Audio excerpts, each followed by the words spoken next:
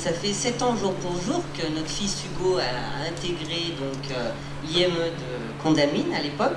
En fait, j'ai voulu vous lire ces phrases pour que vous ayez conscience, professionnelle surtout,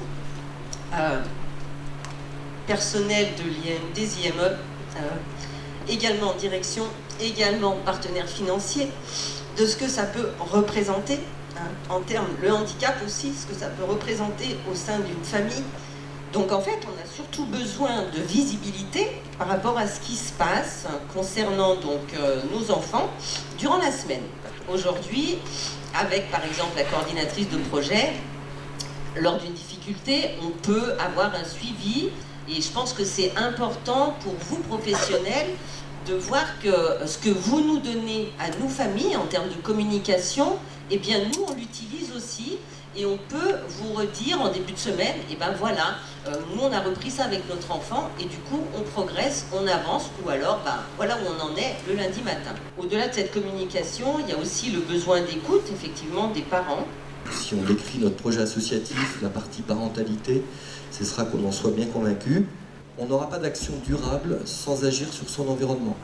Qu'on n'est que de passage. L'efficacité, l'efficience même de ce qu'on fait n'a pas de sens si on n'a pas renforcé l'environnement quand l'enfant, l'adulte, quittera notre institution. Deuxième point clé, j'irai vite, aider les aidants. Les parents, ils peuvent être décideurs, ils peuvent être d'une certaine manière des clients directs parce qu'on leur doit des comptes. Ils peuvent être nos publics s'ils veulent des prestations de type café des parents, mais ce ne sont que des propositions.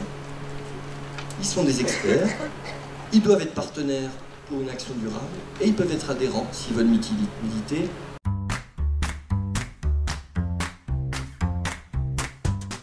De mon point de vue, moi, de chargé de gestion des services de protection de l'enfance du département, ça m'a permis d'avoir un éclairage global de l'association et concret aussi avec les différents intervenants. Je crois que vous avez très bien pointé qu'en fait les modèles ont un petit peu changé, que la place du professionnel vis-à-vis du parent elle est devenue différente. On n'est plus dans un savoir descendant, on doit co-construire et donc tenir pleinement, prendre en considération les parents. Tous les changements, les mutations du secteur médico-social que vous avez évoqués dans le cadre de vos échanges aujourd'hui, modification des pratiques, effectivement une association aussi des usagers, on a parlé d'empowerment, donc cette dimension d'association de l'ensemble des usagers, l'usager lui-même, son entourage, les aidants, effectivement à l'élaboration des politiques. Je venais simplement témoigner du message d'amitié de l'État, vis-à-vis des PEP et du travail qui est fait par cette association, qui n'est pas forcément très connu. En tout cas qui est connu, mais peut-être pas bien connu. On tient encore sur des débats de fond, sur des thématiques qui, moi, me sont personnellement très personnelles.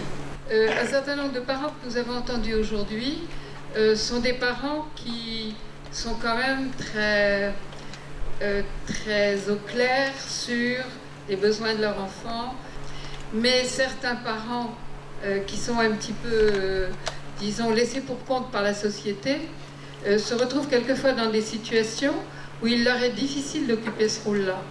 Et il faut que nous, réseau PEP, nous nous préoccupions aussi de mettre en place des dispositifs comme les unités populaires de parents qui permettent à certains parents des enfants qui sont dans nos établissements et services de se construire si vous voulez, une capacité d'intervention dans la société.